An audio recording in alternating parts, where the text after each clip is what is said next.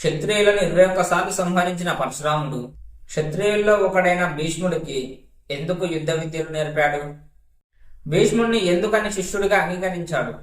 ఇది ఏ గ్రంథంలో ఉంది? అసలు లాజిక్ ఏమిటి? ఈరోజు మీ మైండ్ లో ఉన్న కన్ఫ్యూజన్స్ మొత్తం క్లారిఫై చేస్తా. Hi friends, welcome back. నేను మీ గణేష్. ఈరోజు మన టాపిక్ ఏంటి అనేది మీ అందరికి అర్థమయ్యే ఉంటుంది. ఒకవేళ అర్థం కాకపోతే సింపుల్ గా ఎక్స్ప్లెయిన్ చేస్తా. క్షత్రియుడైన భీష్ముడిని పరశురాముడు ఎందుకు శిష్యుడిగా అంగీకరించాడు? ఈ విషయంపై యూట్యూబ్ లో చాలా మిస్ఇన్ఫర్మేషన్ తిరుగుతుంది. కొంతమంది ఇది ఏ పురాణంలో లేదు అంటే, ఇంకొందరు ఇది ఆ సినిమాలో ఉంది అని అంటున్నారు. బట్ నిజం తెలుసుకోవాలంటే మహాభారత ఆది పర్వం, ఉద్యోగ పర్వం, వన పర్వం చదవాల్సిందే. ఈరోజు అదే క్లారిటీతో ఈ వీడియోని మీ అందరికీ కళ్ళ కట్టినట్టు ఎక్స్ప్లెయిన్ చేస్తా. సో మధ్యలో వచ్చి డిస్టర్బ్ చేయను. మీకు ఈ వీడియో నచ్చి ఈ వీడియో ద్వారా ఏం నేర్చుకుంటున్నారు అనేది కామెంట్ పెట్టి ఈ వీడియోకి లైక్ కొట్టండి. ఫ్యూచర్ లో రాబోయే వీడియో నోటిఫికేషన్ మిస్ అవ్వకుండా ఉండాలంటే ఛానల్ ని సబ్స్క్రైబ్ చేసుకొని పక్కన బెల్ బటన్ ని ఆల్ లో ఉంచుకోండి. కంటెంట్ నచ్చి వర్తుంటేనే సబ్స్క్రైబ్ చేసుకోండి, ఎవరిని బలవంతం చేయట్లేదు. సో ఇక ల్యాగ్ లేకుండా వీడియోని అయితే ఎక్స్ప్లోర్ చేసేద్దాం.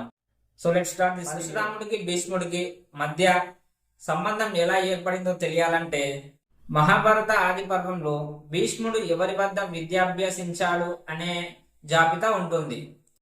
వశిష్ఠ మహర్షి, సదానందుడు, బృహస్పతి, పరశురాముడు.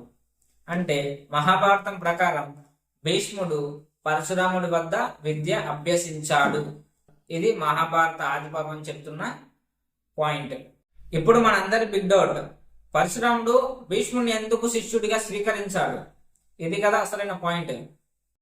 ఇది తెలుసుకోవడానికి కదా మనం వీడియోలోకి వచ్చాం. ఫస్ట్ ఆఫ్ ఆల్ మనం ఈ విషయాన్ని కొంచెం క్లుప్తంగా తెలుసుకుంటే, పరశురాముడు సంహరించిన క్షత్రియులు ఎవరు? ప్రజలను హింసించిన రాజులు, అధర్మ పాలకులు, గురుద్రోహులు, అన్యాయం చేసిన క్షత్రియ రాజులు. సో భీష్ముడికి ఇందులో ఏ ఒక్క లక్షణం కూడా లేదు కాబట్టి పరశురాముడు విద్య నేర్పించడానికి ఒప్పుకున్నాడు.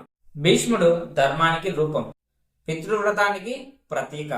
అందుకే పరశురాముడు భీష్ముడిని శిక్షించాల్సిన శత్రువుగా కాకుండా విద్య నేర్పాల్సిన శిష్యుడిగా అంగీకరించాడు.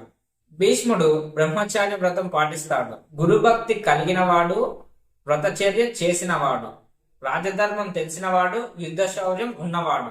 ఇవి చూసి పరశురాముడు ఇంప్రెస్ అయ్యాడు. ఇలాంటి శిష్యుడు ధర్మం కోసం శస్త్రం నేర్చుకోవాలి అని ఆది పర్వంలో ఇండైరెక్ట్ రిఫరెన్స్ గా చాలా సార్లు వస్తుంది.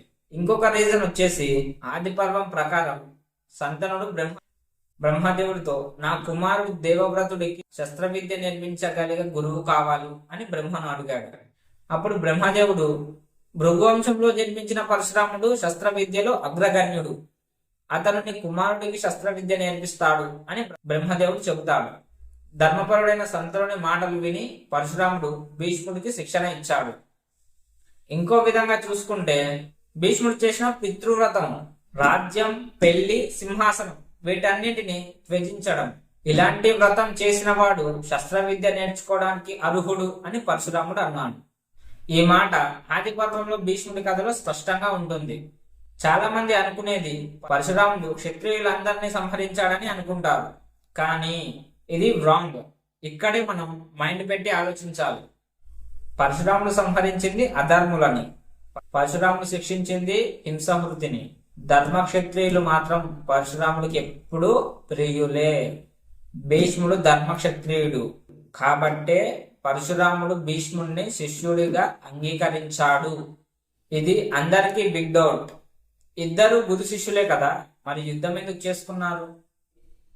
ఇది మహాభారత ఉద్యోగ పర్వంలో ఉంటుంది. అంబ అనే రాజకుమారి విషయంలో భీష్ముడు తన ప్రతిజ్ఞ వల్ల ఆమెను స్వీకరించలేదు. ఆ బాధతో అంబ పరశురాముడి దగ్గరికి వెళ్ళింది. పరశురాముడి ధర్మపరంగా భావించి భీష్ముడిని యుద్ధానికి ఆహ్వానించాడు. 23 రోజుల పాటు భీష్మ పరశురాముల యుద్ధం జరిగింది. చివరికి శివుడి ఆజ్ఞతో యుద్ధం ఆగింది. ఈ భాగం ఉద్యోగ పర్వంలో పూర్తిగా ఉంటుంది, లేదా మన ఛానల్లో వీడియో ఉంది. పైన ఐకార్డ్స్ లో, కింద డిస్క్రిప్షన్ లో లింక్ ఇస్తా, వెళ్ళి అక్కడి నుంచి చూడండి. పరశురాముడు క్షత్రియులను కాదు, అధర్మాన్ని సంహరించాడు. భీష్ముడు ధర్మానికి ప్రతీక. పితృవ్రతం చూసి పరశురాముడు ఇంప్రెస్ అయ్యాడు. శంతనుడి ప్రార్థనతో శిక్షణ ఇచ్చాడు. ఇది మహాభారత ఆది పర్వంలో ఉంది. ఇద్దరు ఎందుకు యుద్ధం చేశారనేది ఉద్యోగ పర్వంలో ఉంది. అంటే ఇది ఓవరాల్ గా 100% Mahabharatam fact. So friends, video నచ్చితే లైక్ చేయండి, మీ ఫ్రెండ్స్ అండ్ ఫ్యామిలీతో షేర్ చేయండి. ఈ వీడియో ద్వారా మీరు ఏం నేర్చుకున్నారనేది ఖచ్చితంగా కామెంట్ చేయండి.